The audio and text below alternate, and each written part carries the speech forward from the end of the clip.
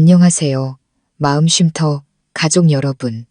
오늘 여러분과 함께 나눌 이야기는 바로 이 한 문장으로 시작됩니다. 남편이 강원도 산골로 2년간 발령이 났으니 부모님을 잘 모셔달라고 했습니다. 그런데 한 달 뒤 저는 제주도 최고급 리조트에서 젊은 여자와 휴가를 즐기는 남편을 발견했습니다. 시부모님을 위한 2년간의 무료 가사 도우미를 구하고 떠난 남편과 그 가족에게 제가 어떻게 시원한 복수를 선물했는지 오늘 그 이야기를 들려드릴게요. 그날따라 집 안 공기는 이상할 만큼 고요했습니다. 현관문에서 열쇠 소리가 들리자 저는 서둘러 머리를 정돈하고 환하게 미소를 지었습니다. 남편 민준이 들어왔지만 그의 얼굴에는 놀라움이나 기쁨 대신 피곤함과 어색함, 그리고 무언가 저를 피하려는 기색이 역력했습니다. 그는 제가 차린 저녁 식탁은 쳐다보지도 않고 신발을 벗자마자 침실로 직행했습니다. 심장이 쿵 내려앉았습니다. 제가 따라 들어가자 그는 넥타이를 풀며 그제야 저를 보고 아 하는 소리를 냈습니다. 뭘 이렇게 거창하게 차렸어. 나 오늘 피곤한데 그냥 라면이나 끓여 먹지. 저는 애써 미소를 유지하며 말했습니다. 오늘 우리 결혼 기념일이잖아, 여보. 그제야 민주는 기억이 났다는 듯 머리를 극적이며 어색하게 웃었습니다. 아, 맞다. 요즘 학교 일이 너무 바빠서 깜빡했네. 저녁 식사는 침묵 속에서 진행되었습니다. 남편은 제가 오후 내내 준비한 음식에 대해 아무런 말 없이 허겁지겁 먹기만 했습니다. 이 침묵은 어떤 비난보다 더 무서웠습니다. 제가 그릇을 치우려 할 때 민준이 불쑥 입을 열었습니다. 목소리가 낮게 깔려 있었죠. 서윤아, 할 얘기가 있어. 저는 약간의 긴장감을 느끼며 돌아섰습니다. 그는 흔들림 없는 눈으로 저를 보며 말했습니다. 시골에 계신 부모님께 전화드렸어. 두 분 다 연세도 있으시고 시골 생활이 적적하시대. 그래서 내가 부모님 서울로 모셔서 우리랑 같이 살기로 했어. 집안에 어른이 계셔야 활기차고 좋지. 저는 너무 놀라 손에 들고 있던 포크를 떨어뜨릴 뻔했습니다. 같이 살아요? 왜 저랑 한마디 상의도 없이 언제 올라오시는데요? 민주는 마치 별일 아니라는 듯 손을 내저었습니다. 뭘 상의해. 우리 부모님이 내 부모님이지. 이미 결정했어. 내일 아침에 출발하시니까 점심때쯤 도착하실 거야. 저는 이 상황을 미처 소화하기도 전에 머리가 윙윙 울렸습니다.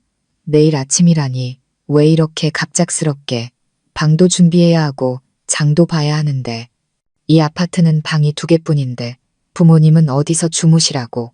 하지만 민주는 제게 더 질문할 기회를 주지 않았습니다. 그는 헛기침을 하며 말을 이었습니다. 그리고 또 하나 얘기할 게 있는데 그는 잠시 망설이는 듯 단어를 골랐습니다. 학교에서 교사들을 강원도 산간벽지로 보내는 교육 지원 프로젝트가 있는데 내가 뽑혔어. 2년 동안 가 있어야 해. 한 글자가 망치처럼 제 귀를 때렸습니다. 저는 귀가 먹먹해지는 것을 느꼈습니다. 2년, 강원도 산골이라고요? 지금 농담하는 거죠? 민주는 심각한 표정으로 고개를 저었습니다. 농담 아니야.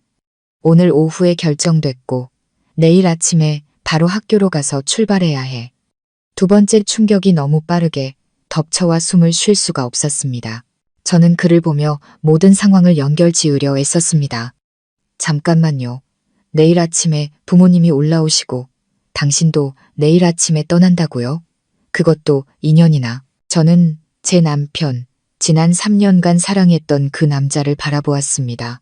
식탁 위의 촛불이 갑자기 흔들리며 그의 얼굴에 두려울 정도로 낯선 그림자를 드리웠습니다. 우리의 3주년 결혼기념일 저녁 식사는 순식간에 제가 어떻게 깨어나야 할지 모를 악몽으로 변해버렸습니다. 제 목소리는 떨리다 못해 거의 갈라져 나왔습니다. 내일 당신이 떠나고 부모님도 오시면 그럼 저는요. 어떻게 저 혼자 부모님을 모시고 지내라는 거예요.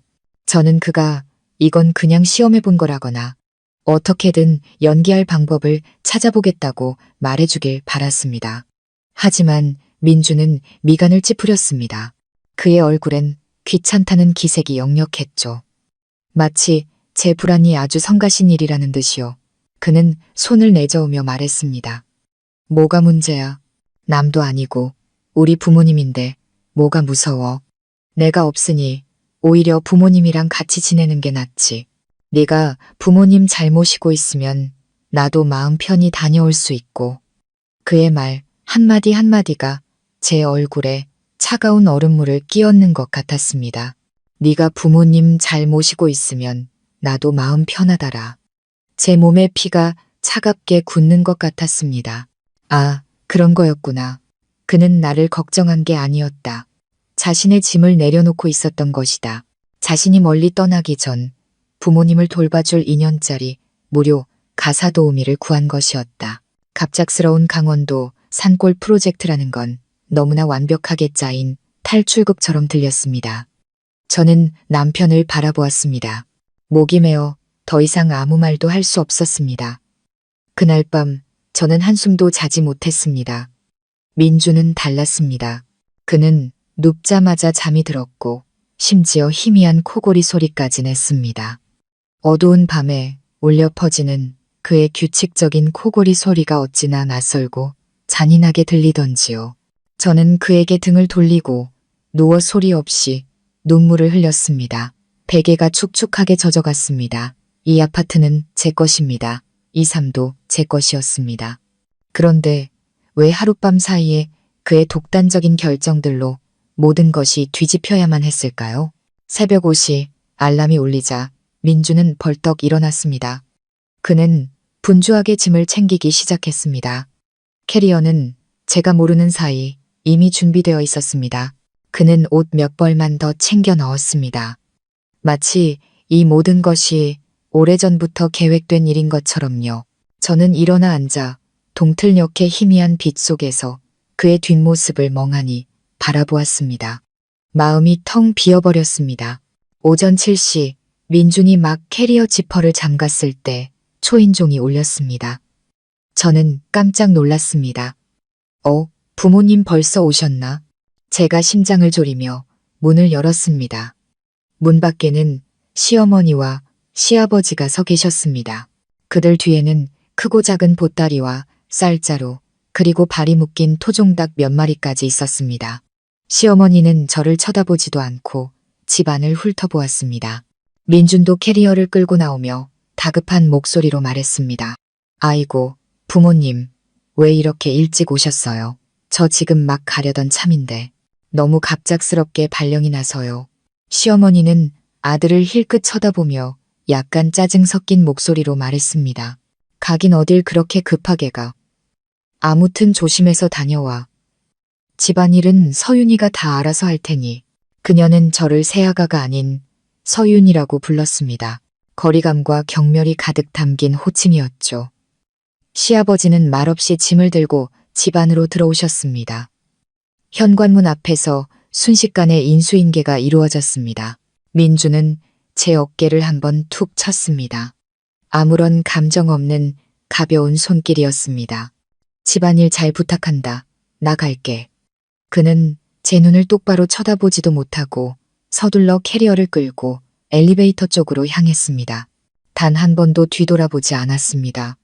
엘리베이터 문이 닫히는 순간 제 보금자리의 문도 굳게 닫혔습니다. 저는 망연자실 서 있었습니다. 그때 등 뒤에서 시어머니의 목소리가 제 생각을 갈랐습니다. 그녀는 거실을 한 바퀴 둘러보더니 입술을 삐죽였습니다. 집이 왜 이렇게 좁고 답답해. 살림은 잔뜩 늘어놓고 말이야. 그러고는 우리 부부의 침실문을 손가락으로 가리켰습니다. 내가 나이가 들어서 뼈마디가 쑤시니 창문 크고 환한 방을 써야겠다. 내 짐 저 안방으로 옮겨놔라.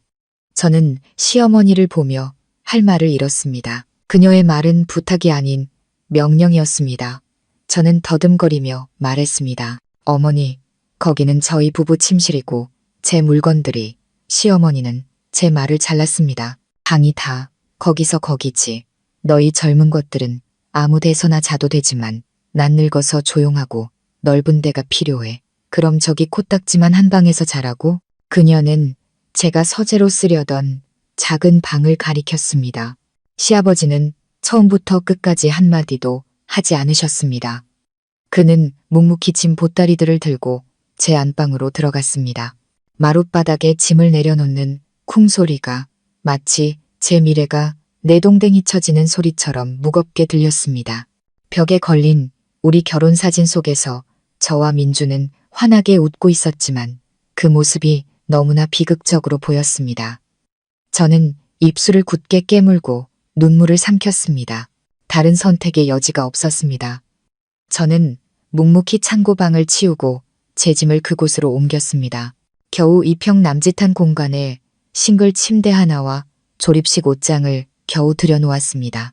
첫날 밤 저는 그 작은 방에서 몸을 웅크리고 누워 거실에서 들려오는 시부모님의 웃음소리와 TV 소리, 그리고 제 침실에서 들려오는 시아버지의 코 고는 소리를 들었습니다.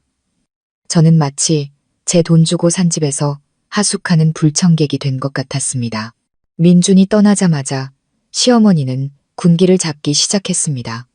아침에는 제가 베란다에서 애지중지 키우던 화분들을 전부 내다 버렸습니다. 이런 쓸데없는 걸 왜 키워? 자리만 차지하고 벌레만 꼬이게. 내가 여기다 파랑, 상추 좀 심어서 반찬이라도 해먹어야겠다. 제가 오랫동안 정성껏 돌봐온 다육이와 선인장 화분들이 바닥에 나뒹굴고 깨져 있었습니다.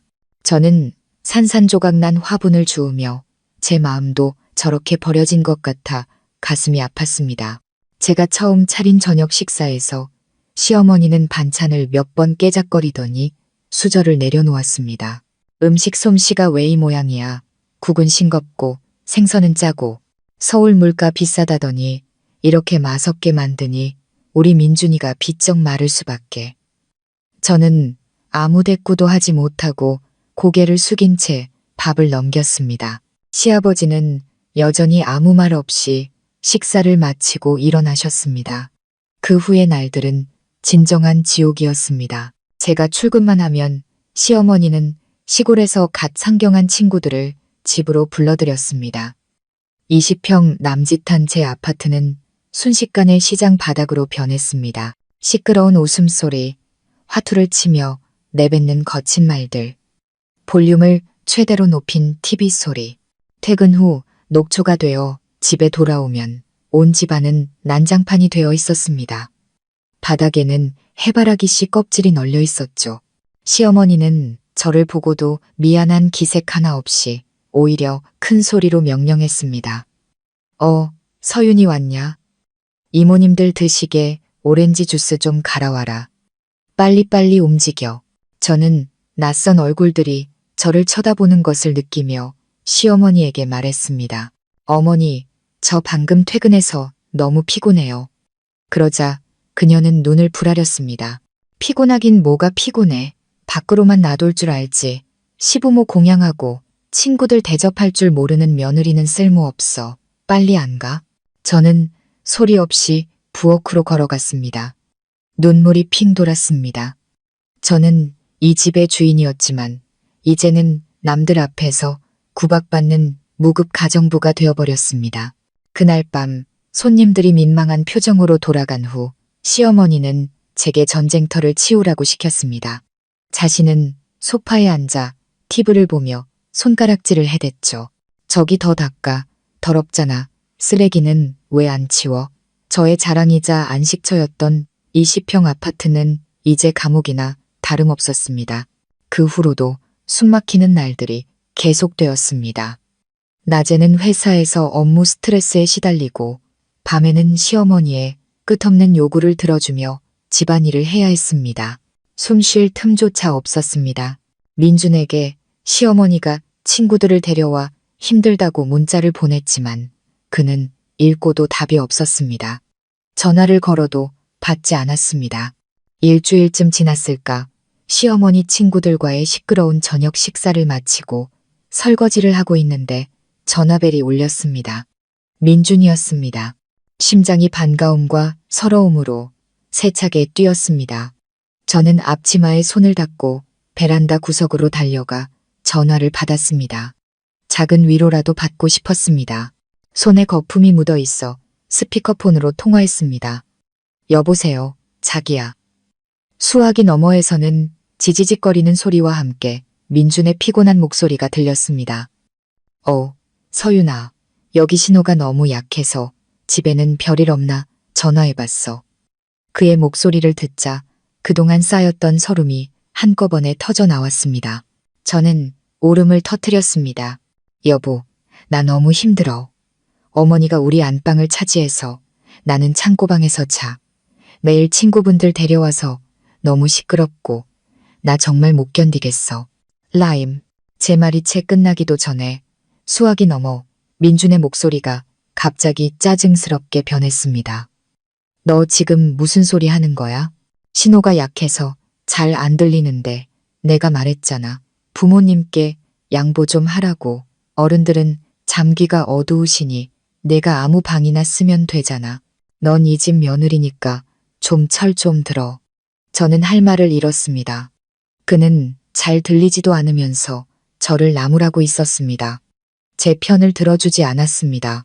그는 계속해서 짜증 섞인 목소리로 말했습니다. 그리고 그런 사소한 일로 자꾸 전화해서 나 좀 귀찮게 하지 마. 나 여기서 엄청 고생하고 있어. 뭐 하나 제대로 된 게 없는데 네 푸념까지 들어줄 기운 없어. 집에서 부모님 모시는 게 그렇게 힘들어? 그의 말 한마디 한마디가 칼이 되어 제 심장을 찔렀습니다. 사소한 일이라고요? 제가 겪는 이 굴욕이 사소한 일이라고요? 그때 시어머니가 집 안에서 나왔습니다. 제가 통화하는 것을 듣고 오는 것을 보자 기회를 잡았다는 듯 달려와 제 손에서 휴대폰을 낚아챘습니다. 그녀는 휴대폰에 대고 애처롭게 울부짖었습니다. 아이고, 민준아, 내 아들아. 엄마, 여기서 너무 힘들다. 네가 없으니까 저것이 아주 나를 못살게 군다. 저는 그녀의 연기를 보며 기가 막혔습니다. 그녀는 울며 불며 하소연하기 시작했습니다. 서윤이가 나한테 계속 얼굴 찡그리고 말대꾸하고 친구들도 못 오게 해. 오늘 아침에는 죽 좀 끓여달랬더니 바쁘다고 나를 쳐다보지도 않더라. 아들아, 나 여기서 더는 못 살겠다. 그냥 아빠랑 시골 내려가야겠다. 이상하게도 갑자기 통화 음질이 선명해졌습니다. 수화기 너머로 민준의 분노에 찬 목소리가 똑똑히 들렸습니다. 어머니, 진정하세요. 오시면 건강에 해로워요. 제가 그 여자랑 얘기할게요. 그는 저를 그 여자라고 불렀습니다. 그러고는 소리쳤습니다. 서윤이, 너 지금 뭐 하는 짓이야? 적당히 좀 해. 너네가 마음 편히 일하게 해줄 생각 없지. 내가 경고하는데 한 번만 더 우리 부모님 속 썩이면 내가 돌아가서 가만 안 둬. 또 전화가 끊겼습니다. 저는 온몸을 떨며 그 자리에 서 있었습니다. 시어머니는 악어의 눈물을 급히 닦아내며 입가에 승리의 미소를 지었습니다. 그녀는 아무 말 없이 집으로 들어갔지만 그 미소는 수천 마디의 욕설보다 더 끔찍했습니다. 이제야 알았습니다. 저는 이 전쟁에서 완전히 혼자였습니다. 남편은 동맹이 아니라 저를 이곳에 밀어넣고 이제는 이 감옥의 교도관이 된 사람이었습니다. 그 통화 이후 시어머니의 위세는 하늘을 찔렀습니다. 아들 민준이 자기 편이라는 확신이 생기자 남아있던 최소한의 눈치조차 보지 않았습니다. 제 20평 아파트는 그녀의 시골 친구들을 위한 사랑방이 되었습니다. 그들은 시간도 없이 드나들었습니다. 아침 일찍 제가 출근 준비를 할 때 들이닥치기도 하고 한밤중에 제가 자고 있을 때도 거실에서 TV를 보며 떠들었습니다. 집안은 담배 냄새와 음식 냄새로 진동했습니다. 저는 제 집에서 숨이 막혔습니다. 예전에는 직접 고른 소품 하나하나에 애정을 쏟았지만 이제는 이 공간에서 도망치고만 싶었습니다. 퇴근 후에는 쉬기는커녕 그들이 어질러 놓은 과자 부스러기, 담뱃재, 아무데나 뱉어놓은 가래침을 치워야 했습니다. 저녁 식사는 3명이 아니라 5, 7, 심지어 10명분을 준비해야 하는 날도 있었습니다. 시어머니는 당연하다는 듯 말했습니다. 내 친구가 내 친구지. 음식 좀 더 하는 게 뭐 대수라고. 제 인내심이 한계에 다다른 것은 어느 목요일 저녁이었습니다. 퇴근길에 시어머니에게서 전화가 왔습니다. 목소리가 들떠 있었죠. 서윤아, 너 내일 회사 하루 쉬어라. 저는 의아해서 물었습니다. 무슨 일 있으세요, 어머니? 그녀는 태연하게 대답했습니다. 내일이 민준이 할아버지 제사잖니. 서울에 있는 친척들이 다 올 거다. 내가 이 집 맏며느리니까 집에서 제사 음식 5상은 차려야지. 갈비찜, 잡채, 전도 푸짐하게 부치고 내가 불러줄 테니 받아 적어라. 제 귀가 멍해졌습니다. 제사상 5개, 회사를 쉬라고요. 제 일은 분기말 보고서 때문에 눈코 뜰 새 없이 바빴습니다. 저는 애써 평정심을 유지하며 말했습니다. 어머니, 저 내일 정말 쉴 수가 없어요. 아주 중요한 회의가 있거든요. 그냥 식당에서 제사 음식을 주문하면 안 될까요? 돈은 제가 낼게요.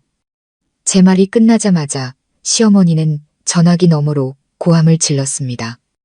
뭐라고? 주문? 네가 우리 집안을 뭘로 보고 친척들 와서 배달 음식 먹게 하라고? 며느리 잘못 들였다고 내 얼굴에 침 뱉으라는 소리냐? 난 몰라. 너 내일 무조건 집에 있어야 해. 내깟 회의가 민준이 할아버지 제사보다 중요해? 저도 더 이상 참을 수 없었습니다. 제 일도 중요해요. 쉴 수 없습니다. 죄송합니다, 어머니. 저는 말을 마치고 전화를 끊었습니다. 손발이 덜덜 떨렸습니다. 이렇게 단호하게 그녀에게 맞선 것은 처음이었습니다. 끔찍한 후폭풍이 예상됐지만 제 일을 포기할 수는 없었습니다. 그곳이 제가 유일하게 인간답게 숨 쉴 수 있는 공간이었으니까요. 예상대로 집에 도착하니 시어머니가 소파에 앉아 울고 있었습니다. 저를 보더니 욕설 대신 조용히 휴대폰을 꺼내 들었습니다. 여보세요, 민준아. 너 내 마누라 교육 좀 다시 시켜라. 아주 버르장머리가 없어. 내일이 할아버지 제사인데 회사 회의 간다고 못 쉰단다. 이 집안을 아주 우습게 알아. 그녀는 울며 불며 하소연하다가 제 침실로 들어가 문을 쾅 닫아버렸습니다. 몇 분 후 제 휴대폰이 울렸습니다. 민준에게서 온 카톡 메시지였습니다. 전화조차 하지 않았더군요. 떨리는 손으로 메시지를 열었습니다. 짧지만 비수 같은 문장이었습니다. 너 제정신이야. 내가 멀리서 일하는 거 뻔히 알면서 친척들 앞에서 내 얼굴에 똥칠을 해. 부모님 모시기 싫으면 말을 해. 이 집안이 조용하길 바라긴 해. 내 얼굴에 똥칠, 조용한 집안. 또 그 단어들이었습니다. 제가 제 일을 지키려는 노력이 그의 체면을 깎는 일이 되다니.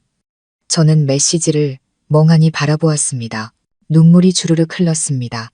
제가 대체 어떤 남자와 결혼한 걸까요? 그와 그의 어머니는 완벽한 한 팀이었고 저는 그들의 공동의 적이었습니다.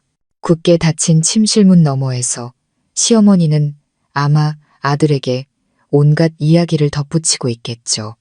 저는 사방이 막힌 벽 앞에 선 기분이었습니다. 다음 날 저는 결국 출근을 감행했습니다. 제 일을 잃을 수는 없었습니다. 그건 제 마지막 자존심이었습니다. 제가 제사를 거부한 일로 집안에는 냉전이 시작되었습니다.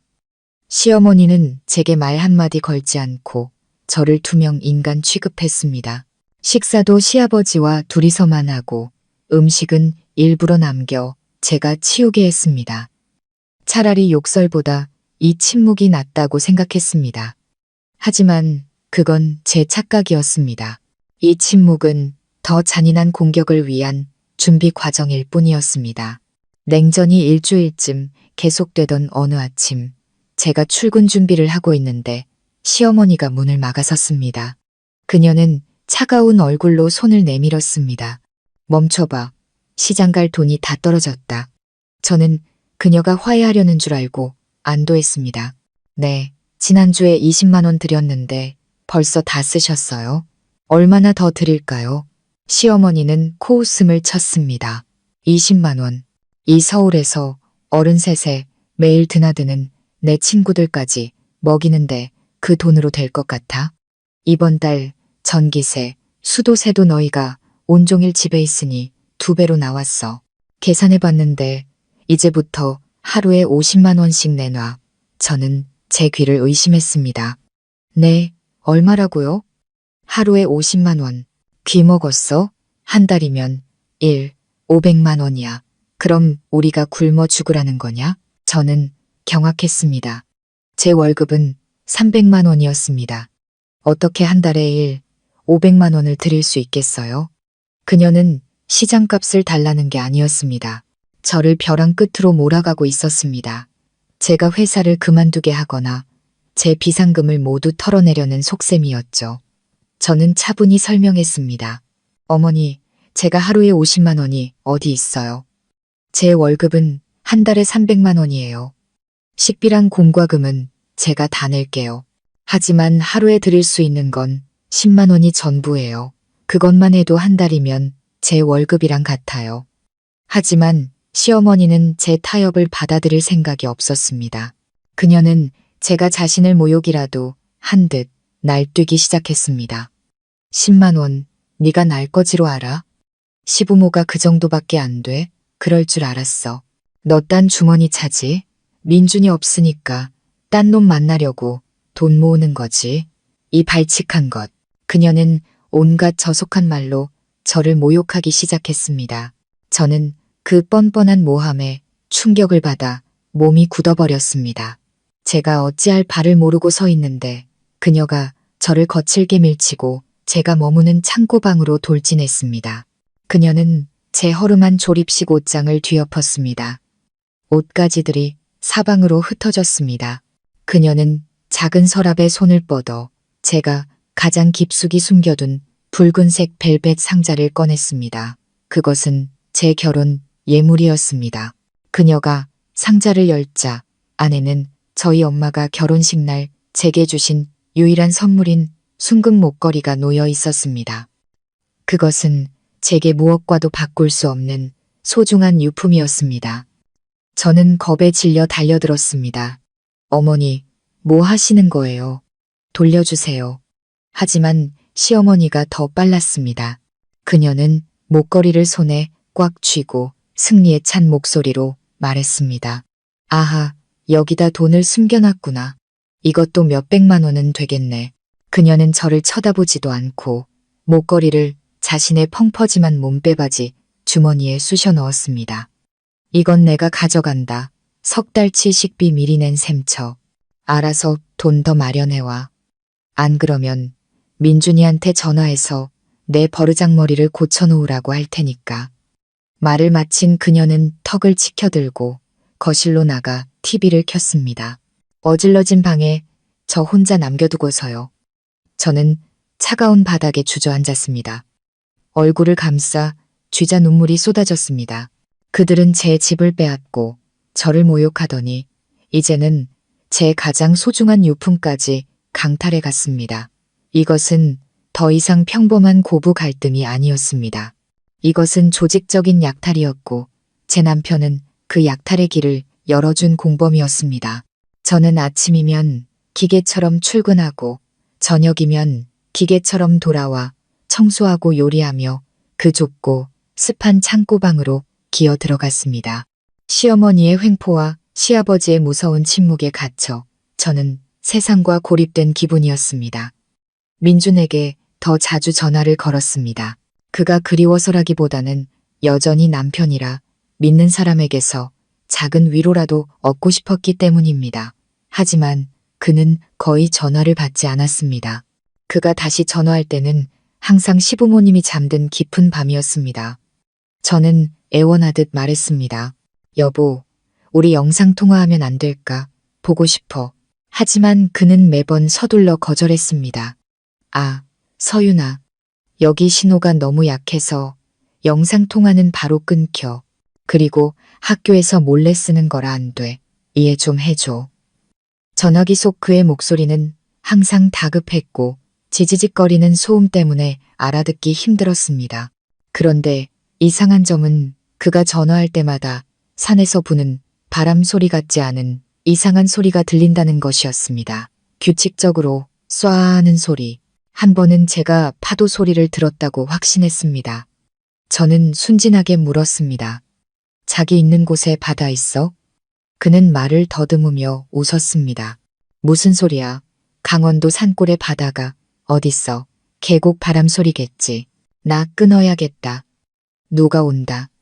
저는 제 의심을 애써 지웠습니다. 제가 너무 예민해서 헛것을 들었을 거라고요. 산골의 파도 소리가 웬 말이겠어요. 그 사이 시어머니는 점점 더 심해졌습니다. 금목걸이를 빼앗은 후 그녀는 저를 빚쟁이 취급했습니다. 제 인내심을 시험하려는 듯 온갖 말도 안 되는 자비를 시켰습니다. 어느 날 아침 제가 출근 준비를 서두르고 있는데 그녀는 더러운 빨래가 가득 담긴 대야를 화장실 바닥에 던졌습니다. 서윤아, 내 시아버지 속옷 좀 빨아놔라. 꼭 손으로 빨아. 세탁기 돌리면 옷감 상하니까. 저는 할 말을 잃었습니다. 시아버지의 더러운 속옷들이 널려 있는 것을 보자 속이 메스꺼웠습니다. 저는 떨리는 목소리로 말했습니다. 어머니, 저 출근해야 해요. 세탁기에 넣어주시면 안 될까요? 그녀는 두 손을 허리에 얹고 눈을 부라렸습니다. 며느리라는 게 시아버지 속옷 빠는 게 당연하지. 그걸 마다해. 어른이 더럽다는 거야. 이 버릇없는 것. 저는 그 자리에서 꼼짝도 할 수 없었습니다. 도저히 그 일을 할 수가 없었습니다. 저는 이를 악물고 말했습니다. 죄송해요. 저 출근해야겠어요. 그리고는 가방을 들고 문 밖으로 뛰쳐나갔습니다. 등 뒤로 그녀의 끔찍한 욕설이 들려왔습니다. 그날 밤 저는 다시 민준에게 문자를 보냈습니다. 오늘 있었던 일을 이야기하며 더 이상 이렇게는 못 살겠다고 너무 굴욕적이라고 말했습니다. 위로의 말을 간절히 기다렸습니다. 몇 시간 후 휴대폰이 울렸습니다. 그의 답장은 단 한 줄이었습니다. 그냥 엄마 말 좀 들어줘. 속옷 몇 개 빠는 게 뭐 대수라고. 나 여기서 힘들어 죽겠는데 너까지 나 좀 피곤하게 하지 마. 저는 그 메시지를 읽으며 심장이 얼어붙는 것을 느꼈습니다. 글자들이 눈앞에서 춤을 추는 것 같았습니다. 그는 저를 버린 것뿐만 아니라 어머니와 한패가 되어 저를 짓밟고 비참하게 만들고 있었습니다. 그때 깨달았습니다. 신호가 약하다. 바람이 분다는 그의 서투른 거짓말들도 이 잔인한 연극의 일부였을 뿐이라는 것을요. 제가 반항의 기미를 보이자 그들은 한 단계 더 잔인한 음모를 꾸미기 시작했습니다. 그들은 이제 제 정신이 아니라 제가 가진 가장 큰 것, 이 집을 노리기 시작했습니다. 폭풍은 민준이 떠난 지 약 2달이 지난 어느 주말 저녁에 닥쳤습니다. 녹초가 되어 퇴근하니 시어머니가 거실 바닥에 주저앉아 대성통곡을 하고 있었습니다. 옷은 흐트러져 있고 머리는 산발이었습니다. 그녀는 바닥을 주먹으로 치며 울부짖었습니다. 아이고, 영감, 당신 잘못되면 우리 모자는 어떻게 살라고. 아이고, 시아버지가 제 침실 침대에 누워 있었습니다. 방문이 활짝 열려 있었고 희미한 신음소리가 들려왔습니다. 저는 겁에 질려 달려갔습니다. 어머니, 아버님 왜 그러세요? 편찮으세요? 시어머니는 저를 보자 달려와 제 팔을 붙잡았습니다. 서윤아, 내 시아버지가 심장병이래. 의사가 당장 수술 안 하면 위험하다고 했어. 그녀는 흐느끼며 말했습니다. 저도 진심으로 걱정이 되었습니다. 어쨌든 시아버지니까요. 어느 병원에서요. 진찰은 받으셨어요? 시어머니는 눈물을 닦으며 구겨진 종이 한 장을 내밀었습니다. 처방전인지 진단서인지 모를 종이었습니다. 여기, 아까 동네 병원 갔었는데 의사가 큰 수술이라고 외국 특수장비가 필요하대. 수술비가 5천만 원이란다. 5천만 원, 이제 어떡하니? 그녀는 날카로운 눈으로 저를 뚫어지게 쳐다보았습니다. 5천만 원이요. 저는 망연자실했습니다. 그렇게 큰 돈이 저한테 어디 있어요. 그 말을 듣자마자 시어머니는 발작하듯 소리쳤습니다. 그럴 줄 알았다. 너 시아버지 죽는 꼴 보고 싶지? 돈 아까운 거지? 이 불효막심한 것. 그녀는 제게 더 말할 틈도 주지 않고 바로 민준에게 전화를 걸었습니다. 민준아, 너 빨리 와야겠다. 네 아버지가 죽게 생겼는데 네 마누라가 돈 아깝다고 수술을 안 시켜준단다. 그녀가 전화에 대고 울부짖는 동안 제 휴대폰이 울렸습니다. 민준이었습니다. 이상하게도 이번에는 통화 음질이 잡음 하나 없이 깨끗했습니다. 제가 떨리는 손으로 전화를 받자마자 민준이 분노에 찬 목소리로 소리쳤습니다. 서윤이, 너 미쳤어. 아버지 목숨이 중요해. 돈이 중요해. 너 지금 당장 그 집 팔아. 당장. 저는 제 귀를 의심했습니다. 집을 팔라고요? 당신 지금 무슨 소리 하는 거예요? 민준의 목소리에는 망설임이 없었습니다. 단호한 명령이었습니다. 집 안 팔면 5천만 원이 어디서나. 빨리 팔아. 내가 직접 돌아가게 만들지 말고 당장 처리해. 그는 마치 시장에서 채소 한 단을 파는 것처럼 아무렇지 않게 말했습니다. 이 집은 제 것입니다. 부모님이 제게 주신 소중한 결혼 선물이었습니다. 그런데 그가 어떻게 이렇게 당연하게 팔라고 명령할 수 있을까요? 등골을 타고 차가운 의심이 흘렀습니다. 심장병, 5천만 원, 집, 매매, 모든 것이 너무나 급작스럽고 그 최종 목표가 제 집이라는 사실이 섬뜩했습니다. 저는 고개를 들어 시어머니를 보았습니다. 그녀의 눈에는 더 이상 슬픔이 없었습니다. 오직 재촉과 기다림만이 있었습니다. 저는 소름이 끼쳤습니다. 저는 당장 집을 팔 수 없었습니다. 저는 민준에게 애써 차분한 목소리로 말했습니다. 여보, 이 집은 우리 부모님이 해주신 거예요. 이렇게 큰일을 저 혼자 결정할 수 없어요.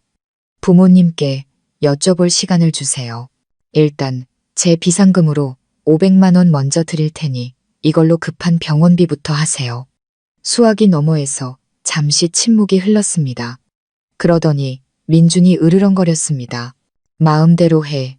하지만 빨리 결정해. 아버지 건강은 기다려주지 않으니까. 그는 전화를 끊었습니다. 시어머니는 제가 돈을 조금만 내놓자 시부모보다 친정 부모를 더 챙긴다며 저를 불효자라고 욕했지만 저는 끝까지 버텼습니다. 거대한 덫이 제 앞에 놓여 있다는 느낌을 지울 수 없었습니다. 그날 밤 시어머니는 동네 반상회에 간다며 씩씩거리며 나갔습니다. 사실은 늘 그랬듯 친구들과 화투를 치러 간 것이겠죠. 문이 쾅 닫히자 집 안은 무서울 정도로 고요해졌습니다. 집에는 위독하다는 시아버지와 저 둘만 남았습니다. 저는 따뜻한 소고기죽을 끓여 조심스럽게 방으로 가져갔습니다. 아버님, 죽 좀 드세요. 늘 그림자처럼 조용했던 시아버지께서 갑자기 저를 쳐다보셨습니다. 더 이상 신음소리를 내지 않고 천천히 몸을 일으켰습니다. 그의 눈에는 미안함과 두려움이 섞여 있었습니다. 그는 문 쪽을 한번 쳐다보더니 제게 손짓했습니다. 얘야, 서윤아. 그가 속삭이듯 저를 불렀습니다. 저는 놀라서 침대 가까이 다가갔습니다. 네, 아버님, 뭐 필요하세요? 그가 떨리는 목소리로 말했습니다. 방문, 잠가라, 어서. 심장이 쿵쾅거렸습니다. 무슨 일인지 몰랐지만 저는 그가 시키는 대로 문을 닫고 잠갔습니다. 제가 돌아오자 그는 침대 안쪽으로 몸을 옮기며 옆자리를 툭툭 쳤습니다. 여기 앉아봐라. 할 얘기가 있다. 저는 의심스러운 마음으로 자리에 앉았습니다. 그가 깊은 한숨을 내쉬었습니다. 서윤아, 나 괜찮다. 심장병 같은 거 아니야. 그의 말에 저는 그 자리에서 얼어붙었습니다. 네, 그럼 그 진단서는요? 그는 괴로운 표정으로 고개를 저었습니다. 내 시어미가 어디서 구해왔는지 난 모른다. 나보고 아픈 척하라고 윽박질렀어. 시키는 대로 안 하면 온 동네 방내 소문내서 나를 무능한 가장으로 만들겠다고 하더구나. 저는 제 귀를 믿을 수 없었습니다. 왜요?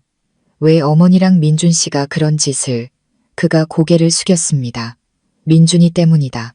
그놈이 사업 자금으로 5천만 원이 필요하다고 했다. 너한테 직접 달라고 하면 안 줄 것 같으니까. 네 시험이랑 짜고 이런 연극을 꾸민 거야. 너 보고 집 팔게 만들려고. 돈만 구해주면 크게 성공해서 우리 부부 외국으로 모신다고 약속했단다.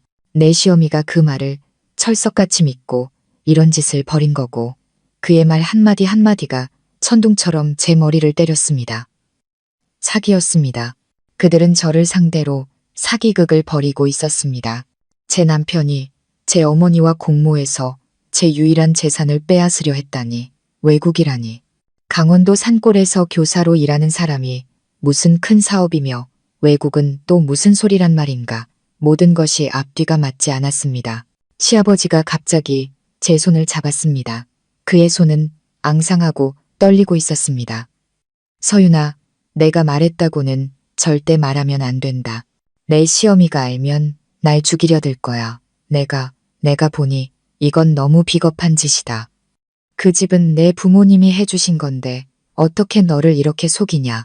미안하다. 정말 미안하다. 저는 그를 바라보았습니다. 복잡한 심정이었습니다. 그는 비겁했고 아내와 아들의 강요에 못 이겼지만 최소한의 양심은 남아 있었습니다. 저는 손을 빼고 차분히 일어섰습니다. 알겠습니다. 아버님, 푹 쉬세요. 저는 문을 열고 방을 나왔습니다. 머릿속이 아수라장이었습니다. 모든 것이 제 재산을 빼앗기 위한 연극이었다니 저는 더 이상 슬프지 않았습니다. 가슴속에서 역겨움만이 치밀어 올랐습니다. 민준이 캐리어를 끌고 집을 나간 지 정확히 3개월, 3개월간의 지옥 같은 시간이었습니다. 5천만 원 사기 계획이 제 저항에 부딪히자 집안 분위기는 더욱 험악해졌습니다.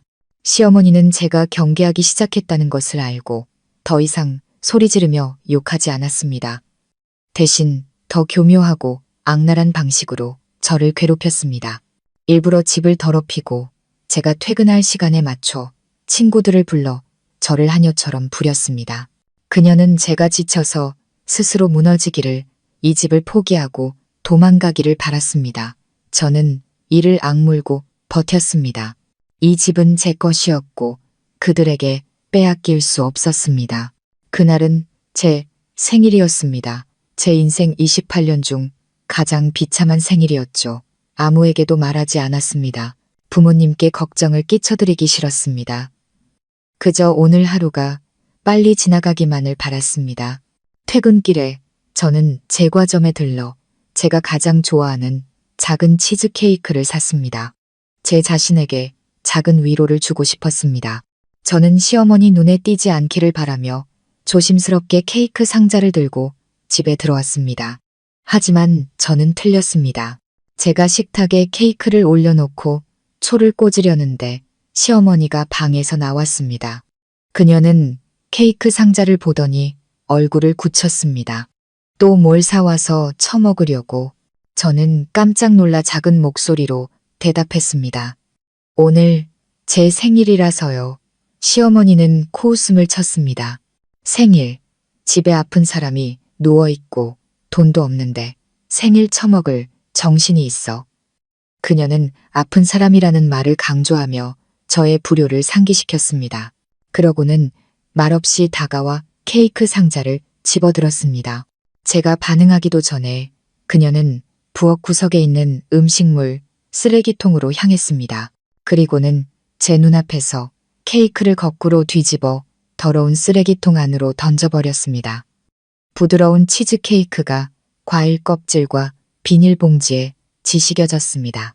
이 생각 없는 것. 남편은 멀리서 고생하고 시아버지는 아파 누워있는데 너는 집에서 먹고 놀 생각만 하는구나. 이 재수 없는 것. 저는 그 자리에 얼어붙었습니다. 쓰레기통에 처박힌 제 케이크를 보며 눈물이 쏟아졌습니다. 이 모욕은 매를 맞는 것보다 더 고통스러웠습니다. 저는 단 한마디도 하지 않고 창고방으로 달려가 문을 잠갔습니다. 차가운 바닥에 주저앉아 목 놓아 울었습니다. 너무나 외롭고 비참하고 절망적이었습니다. 바로 그때 휴대폰이 울렸습니다. 친구 수진이에게서 온 카톡이었습니다. 서윤아, 뭐해? 저녁에 생일 파티해야지. 저는 급히 눈물을 닦고 답장을 보냈습니다. 아니, 그냥 집에 있으려고. 좀 피곤해서. 제 비참한 상황을 친구에게 알리고 싶지 않았습니다. 수진이는 바로 사진 한 장을 보냈습니다. 이것 봐. 나 지금 제주도 놀러 왔는데 이 리조트 다이빙 강사 혹시 내 남편 아니야? 엄청 닮았는데? 피부는 새까맣게 타고 근육질인데 완전 멋있어. 저는 떨리는 손으로 사진을 열었습니다. 심장이 멎는 것 같았습니다. 틀림없었습니다.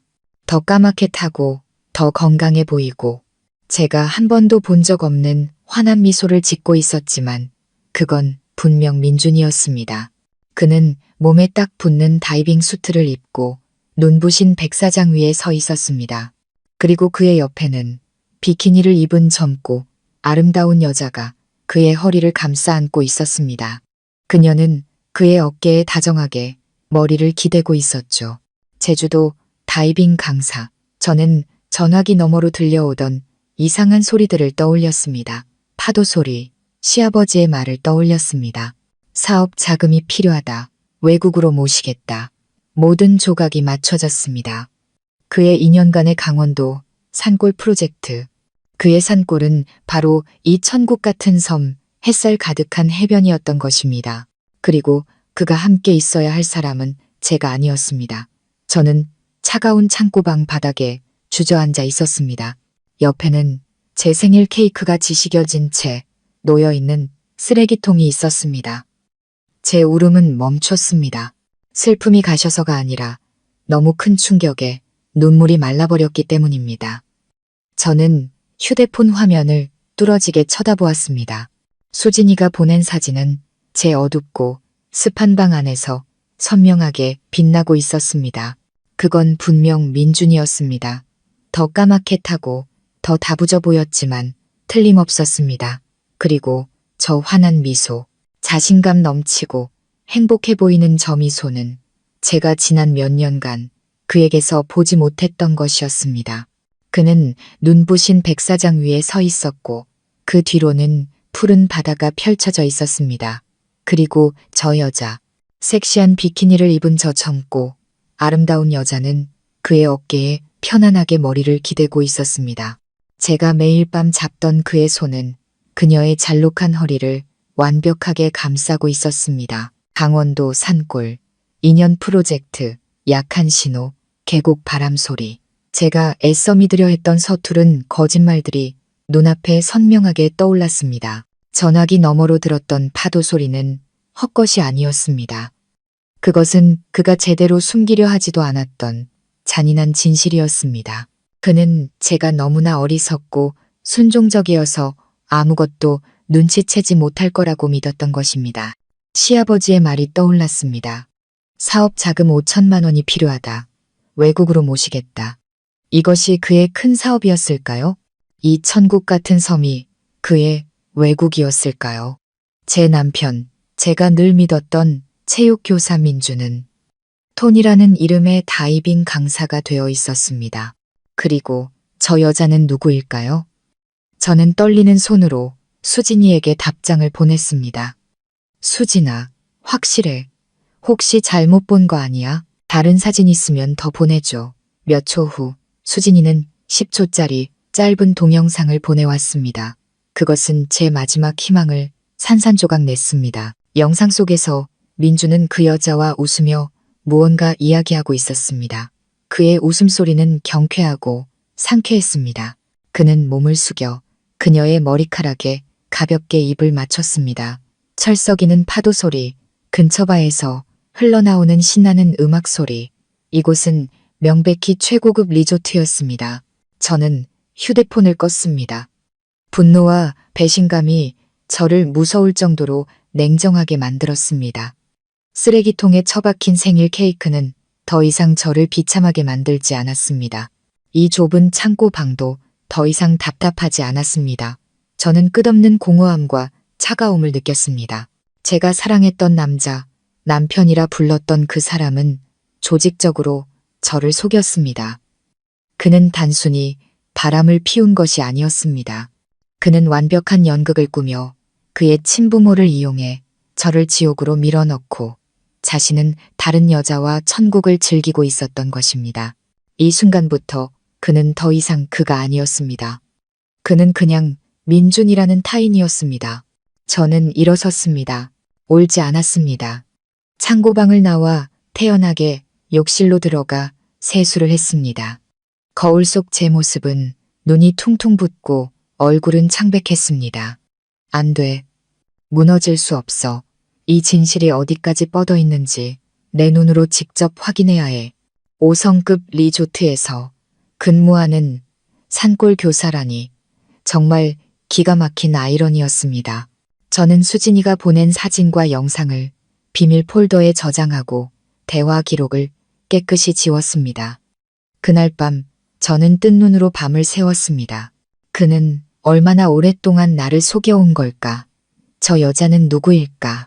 그리고 가장 중요한 것, 왜 그는 산골이라는 연극을 꾸미고 그의 부모님을 내게 떠맡긴 걸까? 모든 것이 시아버지께서 말씀해 주신 것보다 훨씬 더 거대한 음모의 일부일지도 모른다는 생각이 들었습니다. 저는 더 이상 울거나 그에게 전화해서 따질 수 없었습니다. 그는 또 신호가 약하다고 둘러댈 것이고 그의 어머니는 저를 더 지독하게 괴롭힐 것입니다. 저는 혼자 움직여야 했습니다. 누구도 부인할 수 없는 증거가 필요했습니다. 저는 제주도로 가야 했습니다. 제 남편의 강원도 산골 프로젝트 현장을 제 눈으로 직접 봐야 했습니다. 다음 날 아침, 저는 평소처럼 일찍 일어나 시부모님의 아침 식사를 차렸습니다. 시어머니는 제 부은 눈을 보고 어제 케이크 때문에 운 것이라고 생각했는지 비웃었습니다. 이제야 주제 파악이 좀 되냐? 여자란 건 좀 밟아줘야 정신을 차린다니까. 저는 아무 말 없이 설거지를 했습니다. 제 순종적인 태도는 그녀를 만족시켰고 동시에 경계심을 풀게 만들었습니다. 제가 가장 먼저 한 일은 돈을 확인하는 것이었습니다. 제게는 500만 원짜리 비상금 통장이 있었습니다. 몇 년간 보너스와 부수입을 모아둔 돈이었죠. 민준에게는 말한 적이 없었습니다. 어쩌면 제 스스로 퇴로를 만들어야 한다는 본능이었을지도 모릅니다. 두 번째는 핑계였습니다. 며칠씩 집을 비울 이유가 필요했습니다. 회사 이메일을 열었습니다. 운 좋게도 부장님이 3일간의 외부 고객 세미나 참석자 공지 메일을 보냈습니다. 평소 같으면 피했을 출장이었지만 지금은 제게 구명보트와 같았습니다. 저는 즉시 제주도 왕복 항공권을 예매했습니다. 수진이가 사진을 찍었던 바로 그 리조트에 방도 예약했습니다. 그와 가장 가까운 곳에 있어야 했습니다. 그가 누구와 무엇을 하는지 알아야 했습니다. 그날 오후 저는 시어머니에게 차분하게 말했습니다. 어머니, 회사에서 3일간 갑자기 출장을 가라고 하네요. 시어머니는 즉시 미간을 찌푸렸습니다. 출장은 무슨 놈의 출장이야? 저는 태연한 목소리를 유지하려 애썼습니다. 네, 중요한 고객 세미나라서요. 부장님이 꼭 가라고 하셔서요. 시어머니는 입술을 삐죽였습니다. 아주 잘 됐네. 밥축내는 입 하나 줄어서 좋지. 그런데 가는 건 가고 3일치 시장값은 내놓고 가. 하루 50만 원씩 150만 원. 그녀는 제가 또 반박할 거라고 생각했지만 저는 미리 준비해둔 돈을 꺼냈습니다. 네, 알고 있어요. 여기 200만 원 드릴게요. 아버님 몸보신할 것도 좀 사세요. 시어머니는 깜짝 놀랐습니다. 제가 이렇게 순순히 그것도 더 많은 돈을 줄 거라고는 예상하지 못했던 것입니다. 그녀는 돈을 받아 몇 번이고 세어보더니 얼굴이 활짝 펴졌습니다. 그래, 진작 이랬어야지. 빨리 다녀와서 집안일이나 해. 출장 간다고 꾀부릴 생각 말고. 저는 네라고만 대답하고 방으로 돌아와 짐을 쌌습니다. 눈에 띄지 않는 어두운 색 옷, 몇 벌과 모자, 선글라스만 챙겼습니다. 저는 휴가를 가는 게 아니었습니다.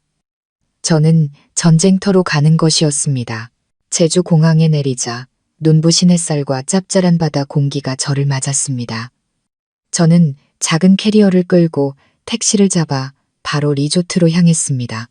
차창 밖으로 펼쳐진 천국 같은 풍경을 보며 가슴 속에서는 씁쓸함이 밀려왔습니다. 남편이 고생하고 있다는 바로 그 강원도 산골이었습니다. 리조트는 프라이빗 해변에 위치한 호화롭고 독립된 공간이었습니다. 저는 모자를 깊게 눌러쓰고 선글라스를 낀 채 체크인을 했습니다. 직원이 열쇠를 건넬 때 저는 아무렇지 않은 척 물었습니다. 여기 다이빙 강사님이 그렇게 유명하다면서요? 직원이 친절하게 웃으며 대답했습니다. 네, 맞아요. 저희 토니 강사님 정말 인기 많아요. 잘생기시고 실력도 좋으셔서 여자 손님들이 다들 좋아하세요. 토니. 저는 그 이름을 되뇌었습니다. 그는 새로운 이름까지 얻었더군요. 민주는 죽고 이제 토니만 남았습니다. 저는 방으로 가지 않고 바로 해변 쪽으로 향했습니다. 그리고 그를 발견했습니다.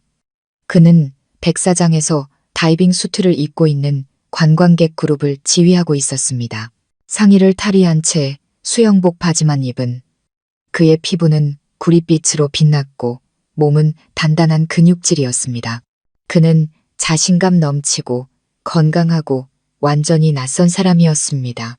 더 이상 월급 봉투를 걱정하며 피곤한 얼굴로 퇴근하던 체육교사 민준이 아니었습니다. 그는 이 해변의 왕, 전문 다이빙 강사 톤이었습니다. 그는 영어로 농담을 던졌고 관광객들은 웃음을 터뜨렸습니다. 그는 진심으로 이 삶을 즐기고 있었습니다.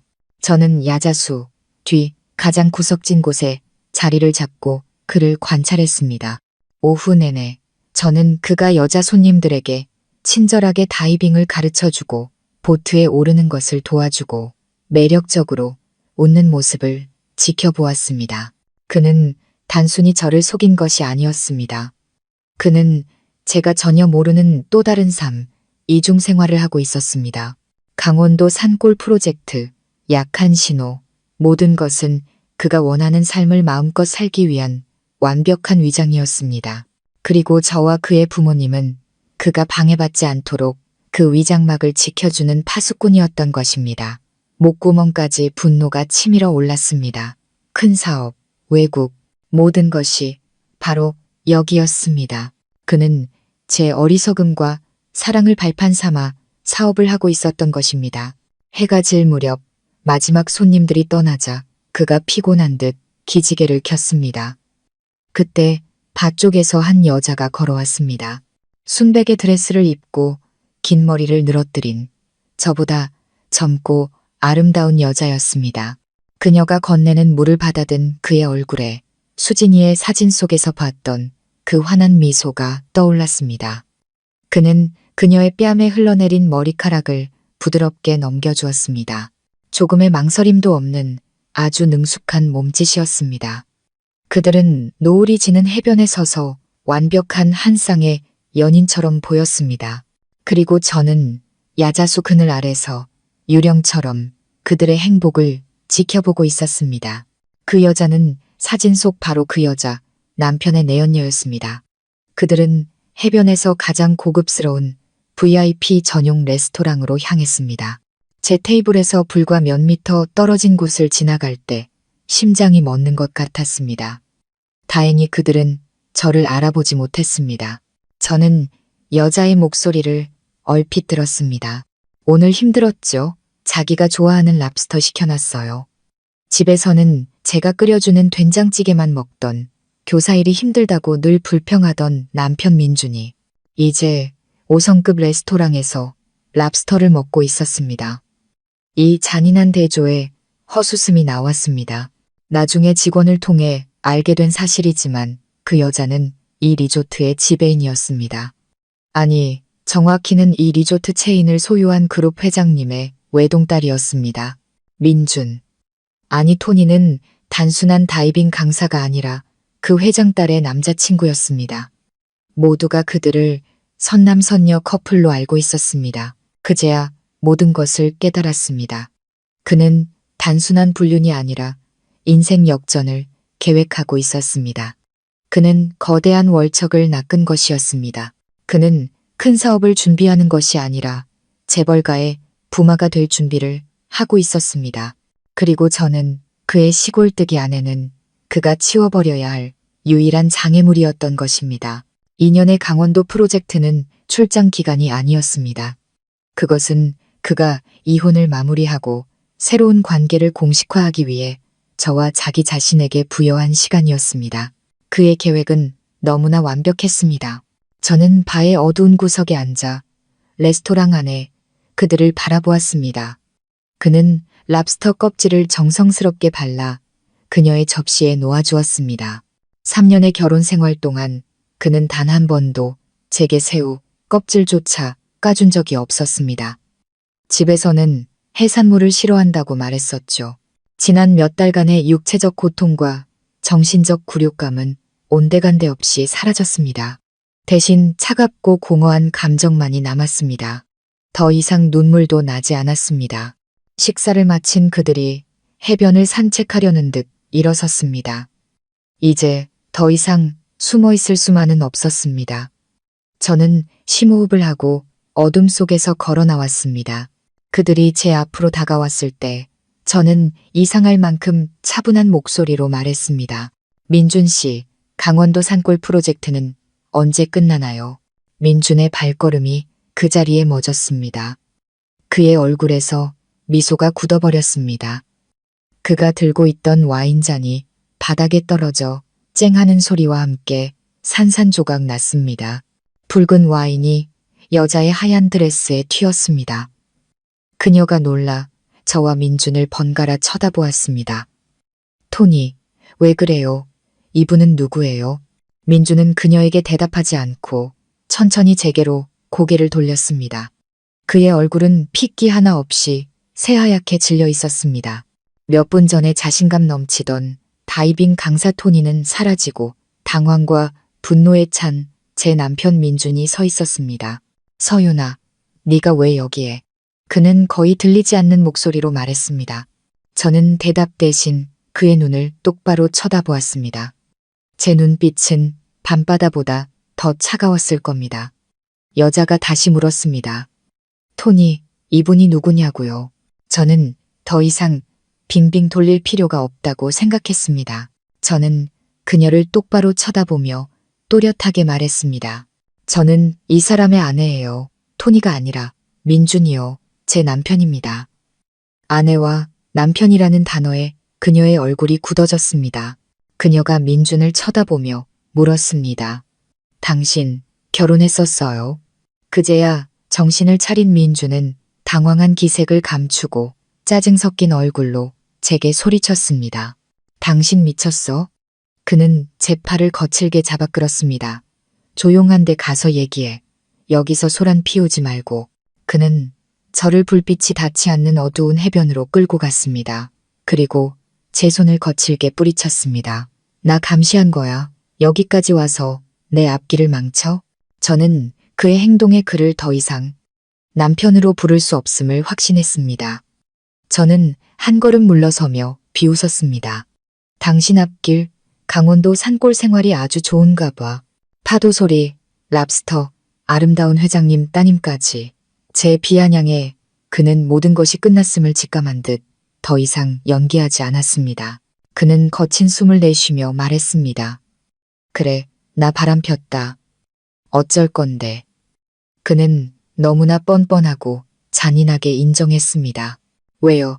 왜 나를 속여야만 했어요?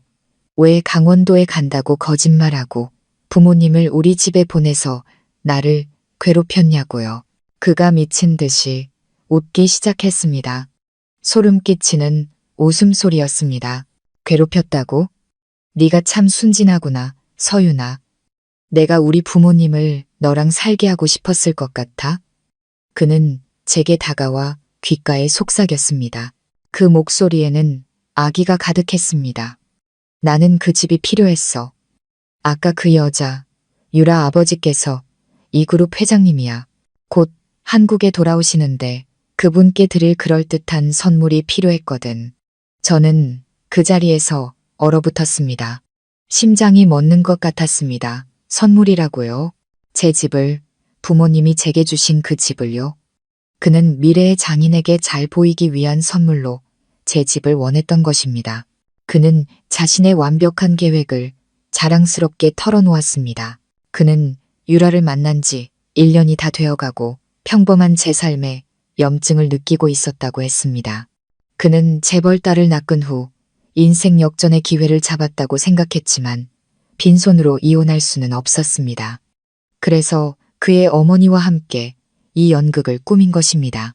강원도 프로젝트는 그가 집을 떠나 유라에게 집중하고 동시에 불쌍한 이미지를 만들기 위한 핑계였습니다.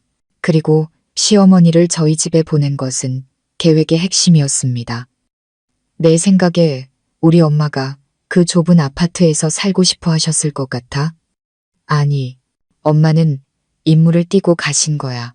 너를 괴롭히고 지치게 만들고 내 삶을 지옥으로 만들어서 내가 스스로 이혼 서류에 도장을 찍고 그 집을 버리고 도망치게 만드는 임무. 그의 목소리는 자신의 똑똑함에 대한 자부심으로 가득 차 있었습니다. 네가 스스로 이혼하고 집을 나가면 그 집은 법적으로 여전히 내 소유가 될 수 있어. 그럼 난 유라 아버지께 그 집을 내 집이라고 소개할 수 있지. 서울에 자기 집 가진 남자는 빈털터리 교사랑은 차원이 다르거든. 알겠어. 저는 온몸이 떨렸습니다. 이제야 모든 것이 이해됐습니다. 시어머니가 하루에 50만 원을 요구했던 이유, 제 금목걸이를 빼앗았던 이유, 5천만 원 사기극을 벌였던 이유, 모든 것이 저를 그 집에서 쫓아내기 위한 전략이었던 것입니다. 그럼 아버님 아프시다는 것도 그가 고개를 끄덕였습니다. 그래, 우리 엄마 아이디어였지. 늙으셨어도 머리는 여전히 비상하시거든. 네가 집을 팔아서 돈을 주면 돈과 집을 둘 다 얻는 거고 안 팔면 네가 지쳐서 나가 떨어질 거라고 계산하셨지. 그런데 네가 생각보다 너무 멍청하게 잘 버티더라. 3개월이 지나도 나갈 생각을 안 하니 말이야. 그의 마지막 말은 수천 개의 바늘이 되어 제 심장을 찔렀습니다. 제 인내와 희생이 그의 눈에는 그저 멍청함이었던 것입니다. 그는 할 말을 다 했다는 듯 손을 털었습니다. 자, 이제 다 알았지? 그러니 얌전히 집에 돌아가서 이혼 서류나 작성해. 위자료로 500만 원 줄 테니 일 복잡하게 만들지 말고. 그는 그 말을 남기고 유라가 기다리고 있을 레스토랑 쪽으로 망설임 없이 돌아갔습니다. 저는 어둡고 차가운 해변에 홀로 남겨졌습니다. 얼마나 서 있었는지 모르겠습니다. 한 가족 전체가 꾸민 완벽한 음모. 저는 그들의 장기판 위에 놓인 졸에 불과했습니다. 하지만 3개월 전에 저라면 울며 무너졌겠지만 모든 진실을 알게 된 지금 제 안에서는 분노의 불길이 치솟았습니다. 500만 원을 받고 조용히 사라지라고. 절대 그렇게는 안 되지. 그가 방금 털어놓은 말들은 증거가 없었습니다. 제가 말해봤자 아무도 믿지 않을 겁니다. 저는 누구도 부인할 수 없는 명백한 증거가 필요했습니다. 저는 호텔로 돌아왔습니다. 제게는 아직 하루의 시간이 남아 있었습니다. 다음 날 아침 저는 섬에 있는 흥신소에 연락했습니다. 제 마지막 비상금을 쓸 때가 온 것이었습니다. 저는 탐정에게 제 남편 민준과 내연녀 유라의 사진과 영상을 찍어달라고 의뢰했습니다. 가장 은밀한 모습으로 찍어주세요. 그리고 가장 중요한 것, 그가 유부남인 사실을 인정하고 재산을 빼앗기 위해 이혼을 계획하고 있다는 내용의 녹음 파일이 필요합니다. 탐정은 비용이 만만치 않을 거라고 했습니다. 저는 제 비상금 통장 500만 원을 보여주며 말했습니다. 이 돈을 다 드릴 수 있어요. 그 녹음 파일만 확실하게 구해다 주세요. 그는 24시간이 필요하다고 했고 저는 동의했습니다. 그날 밤 저는 뜬 눈으로 밤을 새웠습니다. 다음 날 오후 공항으로 가기 직전에 탐정에게서 연락이 왔습니다. 그는 제게 작은 USB 하나를 건넸습니다. 성공했습니다, 사모님. 두 사람이 호텔 방에서 나눈 대화를 녹음했습니다. 저는 비행기 안에서 차가운 진실이 담긴 USB를 손에 꽉 쥐었습니다. 3일간의 출장은 배신이라는 깊은 바닷속으로의 다이빙이었습니다. 저는 지친 아내로 떠났다가 모든 것을 파괴할 수 있는 비밀을 품은 이방인이 되어 돌아왔습니다. 집에 도착한 것은 자정이 다 되어서였습니다. 조용히 문을 열고 들어서자 집안은 여전히 곰팡이와 담배 냄새로 가득했습니다. 제가 가방을 내려놓는 순간 거실 불이 켜졌습니다. 소파에는 시어머니가 살기등등한 얼굴로 앉아 있었습니다. 출장 잘 다녀오셨나? 어딜 싸돌아다니다. 이제 기어들어와? 저는 피곤해서 대꾸할 힘도 없었습니다. 비행기가 연착돼서요. 피곤해서 먼저 들어갈게요. 제가 방으로 향하려는데 그녀가 일어나 제 앞을 막아섰습니다. 그리고는 물이 뚝뚝 흐르는 검은 쓰레기 봉투를 제 발 앞에 던졌습니다. 네가 할 일은 하고 자야지. 쓰레기나 버리고 와. 그녀는 제가 어디를 다녀오든 이 집에서 제 위치는 하녀라는 것을 상기시키고 싶었던 것입니다. 저는 이상하게도 더 이상 굴욕감을 느끼지 않았습니다.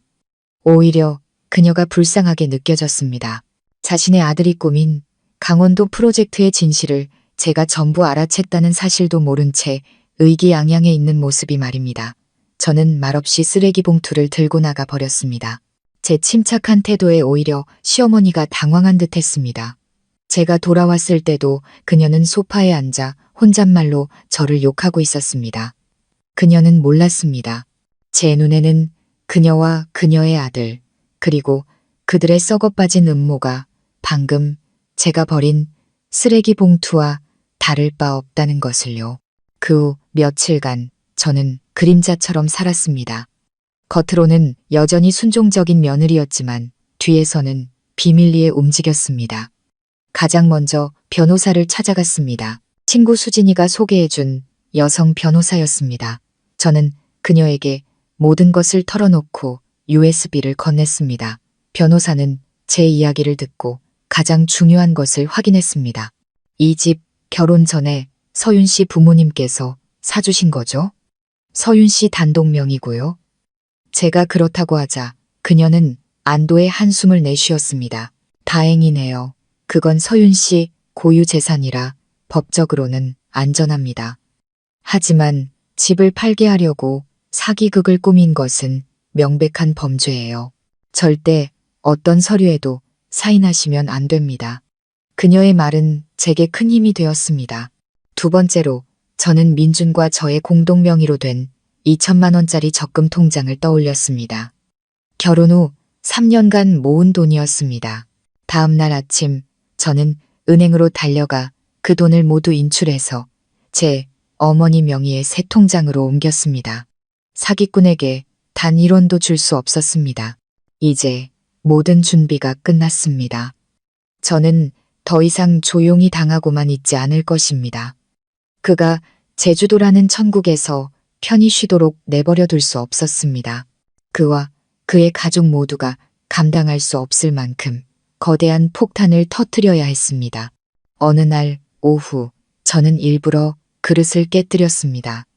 시어머니가 즉시 달려나와 소리쳤습니다. 이 칠칠치 못한 것, 집안 말아먹을 셈이야? 저는 깨진 조각을 주우며 일부러 눈물을 글썽였습니다. 죄송해요, 어머니. 제가 너무 기뻐서 그만. 시어머니가 어리둥절해했습니다. 기쁘다고? 그릇 깨놓고 뭐가 기뻐? 저는 기쁨에 찬 목소리로 연기했습니다. 아니요, 그게 아니라 방금 민준 씨한테 전화가 왔어요. 민준이라는 이름에 시어머니의 눈이 빛났습니다. 우리 아들이 뭐라고 하더냐. 저는 행복한 미소를 지으며 말했습니다. 강원도 프로젝트가 대성공했대요. 그래서 이번 주말에 하루 휴가 내서 집에 온다고. 큰 사업이 잘 풀려서 집에 와서 좋은 소식도 전해준대요. 큰 사업이라는 말에 시어머니의 얼굴이 활짝 펴졌습니다. 그녀의 외국행 꿈이 눈앞에 다가온 것 같았겠죠. 그녀는 제 손을 잡으며 물었습니다. 정말이냐? 언제 온다고? 이번 주말에요. 어머니랑 저보고 아주 맛있는 음식 푸짐하게 차려놓고 기다리래요. 가족 다 같이 모여서 축하 파티하자고요. 시어머니는 너무 기뻐서 어쩔 줄 몰라 했습니다. 그래, 우리 아들 장하다. 서윤아, 너 주말에 갈비찜에 잡채에 아주 진수성찬으로 준비해야 한다. 저는 순순히 대답했습니다. 네, 어머니, 걱정 마세요. 그녀는 몰랐습니다. 이 가족 파티가 정말로 축하 파티가 될 것이라는 것을. 하지만 그 축하의 대상은 그녀가 아니었습니다. 저는 시장에서 가장 좋은 재료들을 샀습니다. 그를 환영하기 위해서가 아니라 그와 그의 가족을 제 인생에서 영원히 떠나보내기 위한 마지막 만찬을 준비하기 위해서였습니다. 주말이 되었습니다. 아침부터 시어머니는 분주하게 저를 지휘했습니다. 미용실에 가서 머리까지 하고 가장 아끼는 옷을 꺼내 입었습니다. 시아버지도 새 셔츠를 입고 긴장된 얼굴로 거실에 앉아 계셨습니다. 저는 묵묵히 부엌에서 음식을 만들었습니다. 이상할 만큼 마음이 차분했습니다. 저녁 6시 상다리가 휘어질 듯한 진수성찬이 차려졌습니다. 시어머니는 안절부절 못하며 시계와 현관문을 번갈아 쳐다보았습니다. 우리 아들 왜 이렇게 안 와? 전화해봤어? 저는 태연하게 대답했습니다. 네, 바로 집으로 온다고 했어요. 전화하지 말래요. 어머니 깜짝 놀라게 해드리려고요. 저녁 7시가 되어도 그는 나타나지 않았습니다. 시어머니가 초조해하며 말했습니다. 차가 막히나? 어서 전화해봐. 서윤아. 저는 미소를 지으며 고개를 저었습니다. 전화할 필요 없어요. 어머니. 그는 못 와요. 시어머니의 얼굴에서 미소가 굳었습니다. 너 지금 무슨 소리야? 나한테 거짓말한 거야? 저는 여전히 미소를 띤 채 말했습니다. 거짓말 아니에요. 그가 바빠서 못 오는 대신 큰 사업 성공 기념 선물을 먼저 보내왔거든요. 저는 거실 TV 앞으로 걸어가 주머니에서 USB를 꺼내 연결했습니다. 시부모님은 의아한 얼굴로 제게 다가왔습니다. 저는 리모컨의 재생 버튼을 눌렀습니다. 화면에는 푸른 바다와 백사장이 펼쳐졌습니다. 그리고 주인공이 등장했습니다. 구릿빛 피부에 근육질 몸매를 한 다이빙 강사, 토니, 제 남편이자 그녀의 아들이었습니다. 시어머니가 소리쳤습니다. 우리 아들이 저긴 왜 있어? 다음 장면, 그는 비키니를 입은 젊은 여자와 웃으며 포옹하고 있었습니다. 시어머니가 날카롭게 소리쳤습니다. 저 계집애는 또 누구야? 그리고 제가 500만 원을 주고 산 영상이 재생되었습니다. 호텔방 안에서의 은밀한 장면들, 그리고 그들의 대화가 선명하게 흘러나왔습니다. 걱정 마, 유라야. 집에 있는 마누라는 곧 쫓아낼 수 있어. 걔 엄청 멍청하거든. 민준의 목소리였습니다. 시어머니는 그 자리에서 얼어붙었습니다. 우리 엄마랑 짠 계획이 완벽해. 엄마가 계속 괴롭히면 걔가 알아서 집 버리고 나갈 거야. 그 집은 유라, 너희 아버지께 드릴 선물이고. 영상이 끝나고 화면은 검게 변했습니다. 그 위로 시부모님의 경악한 얼굴이 비쳤습니다. 진수성찬의 맛있는 냄새는 역겨운 거짓말의 악취로 변해버렸습니다. 시아버지는 의자를 붙잡고 휘청거렸습니다. 충격보다는 부끄러움 때문이었을 겁니다. 시어머니의 얼굴은 분노로 붉어졌다가 공포로 새하얗게 질렸습니다. 그녀는 저를 향해 손가락질하며 비명을 질렀습니다. 네가 감히 우리 아들을 해치려고 이런 걸 조작해? 그녀는 리모컨을 빼앗아 들었지만 손이 너무 떨려 제대로 누르지도 못했습니다. 네가 편집한 거지? 이딴 걸 어디서 구했어? 네가 감히 우리 아들한테 덫을 놔? 저는 태연하게 USB를 뽑아 주머니에 넣었습니다. 그리고 그녀를 차갑게 바라보았습니다. 덫을 놓다니요. 저는 그냥 어머님 아드님의 강원도에서 선물을 가져왔을 뿐이에요. 눈부신 햇살과 푸른 바다, 그리고 아름다운 회장님 따님까지요. 어머님 말씀대로 진수성찬으로 파티도 준비했잖아요. 그가 함께 식사하고 싶은 사람이 우리가 아니라는 게 유감이지만요. 제 침착한 태도에 그녀는 이성을 잃었습니다. 그녀는 제게 달려들며 소리쳤습니다. 다 너 때문이야. 이 재수 없는 것. 네가 남편 간수 하나 제대로 못해서 이 사달이 난 거야. 저는 그녀가 부끄러워할 것이라고 생각했지만 착각이었습니다. 그녀는 모든 잘못을 제게 돌렸습니다. 너 결혼하고 3년 동안 애 하나 못 낳았잖아. 대를 이을 아들을 못 낳아주니 우리 아들이 밖에서 씨를 구하는 게 당연하지. 누굴 탓해. 그녀의 말은 비수가 되어 제 가슴에 밝혔습니다. 제가 아이를 갖지 못한 것이 그들의 배신과 탐욕을 정당화하는 이유가 되다니요. 저는 더 이상 분노도 느끼지 못했습니다. 오직 경멸만이 남았습니다. 어떻게 그런 말씀을 하세요? 그가 바람 피우고 사기친 건데 그걸 제 탓으로 돌리세요. 그녀가 비웃었습니다. 그래, 내 탓이다. 우리 아들은 잘나고 똑똑해. 더 좋은 여자를 만날 자격이 있어. 너 같은 여자가 우리 집에 들어와서 눌러 앉았으면 내 분수를 알아야지. 남편 시중도 못 들고 손주도 못 낳아주는 며느리는 이 집으로 죗값을 치러야지. 그녀는 모든 것을 쏟아내고 소파에 주저앉았습니다. 시아버지는 고개를 푹 숙이고 있었습니다. 저는 조용히 방으로 들어가 2가지를 가지고 나왔습니다. 그리고는 식탁 위에 올려놓았습니다. 하나는 깔끔하게 정리된 서류 뭉치였고 다른 하나는 방금 TV에서 뽑은 USB였습니다. 저는 더 이상 그녀를 어머니라고 부르지 않았습니다. 아주머니, 말씀 다 하셨어요? 제 호칭에 그녀가 놀라 저를 쳐다보았습니다. 너 감히 나한테 아주머니라고 했어. 저는 그녀의 말을 무시하고 서류 뭉치를 가리켰습니다. 아주머니와 아드님께 2가지 선택지를 드리죠.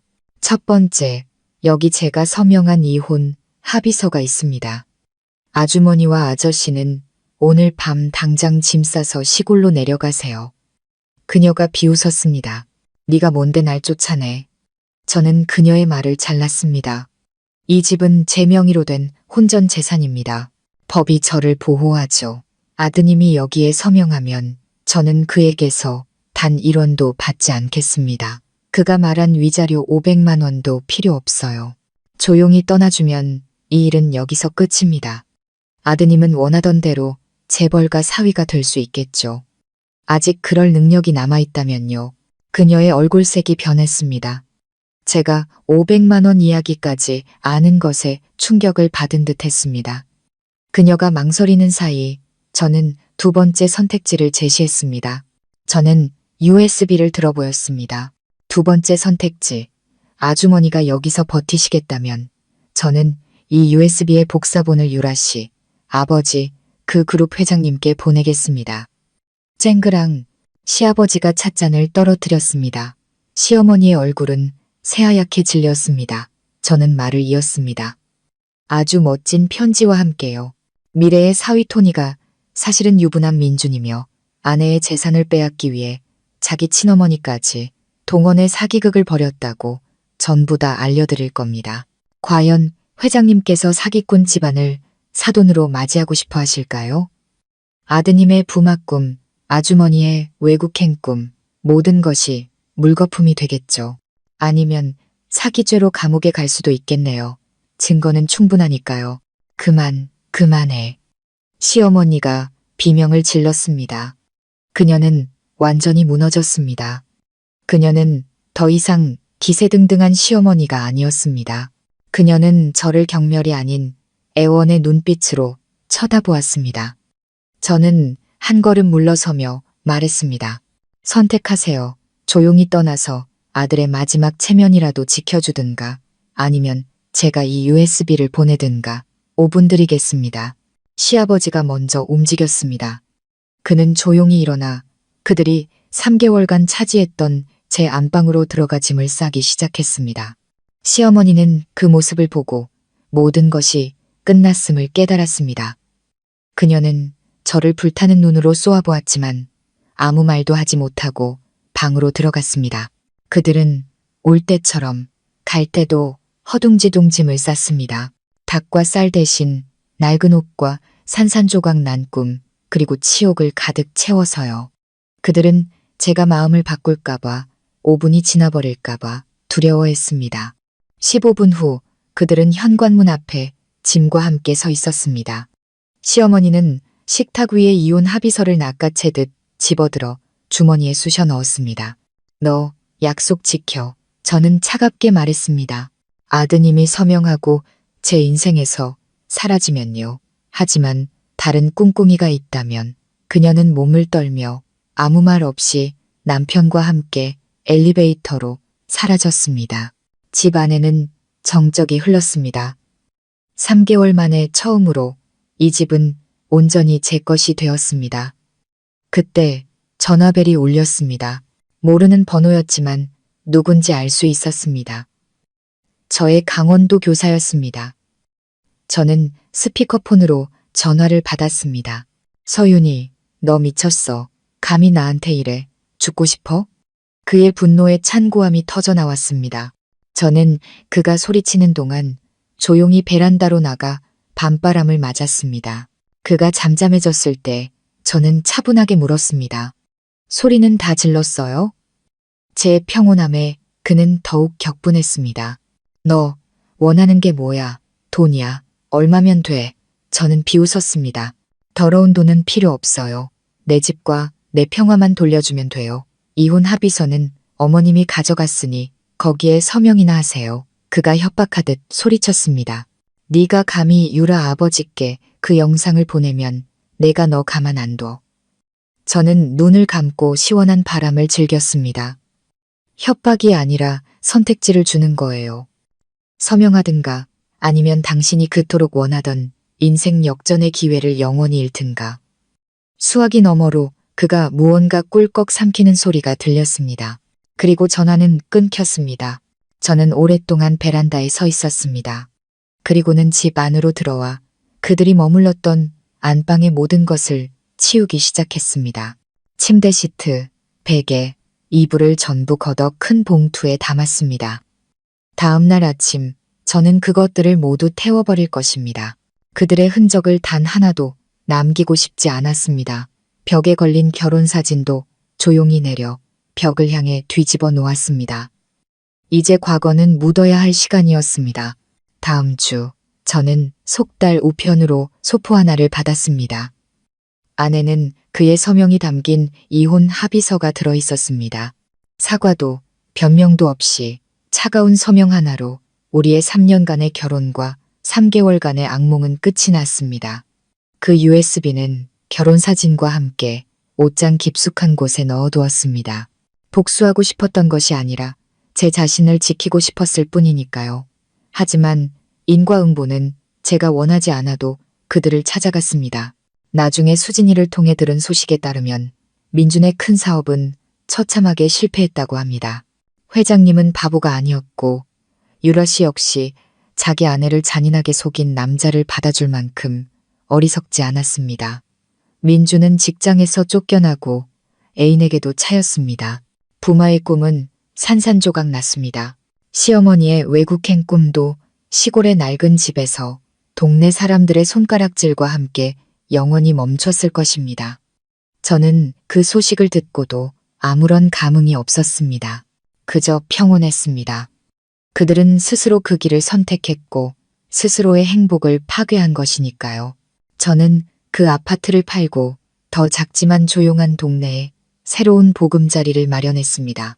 베란다에는 제가 좋아하는 부겐빌레아 화분을 들여놓고 작은 티테이블을 두었습니다. 오늘 오후 시원한 바람이 붑니다. 저는 따뜻한 제스민 차를 마시며 창밖에 분주한 사람들을 내려다봅니다. 폭풍은 지나갔습니다. 내일이 어떻게 될지는 모르지만 더 이상 두렵지 않습니다. 푸르고 높은 하늘을 보며 저는 무한한 자유를 느낍니다. 마음 쉼터 가족 여러분, 오늘 이야기에 대해 어떻게 생각하시나요? 여러분의 생각을 아래 댓글로 남겨주세요. 그리고 구독과 좋아요, 알림 설정도 잊지 마세요. 여러분의 마음에 작은 쉼터가 되기를 바라며 다음 이야기로 다시 찾아뵙겠습니다. 감사합니다.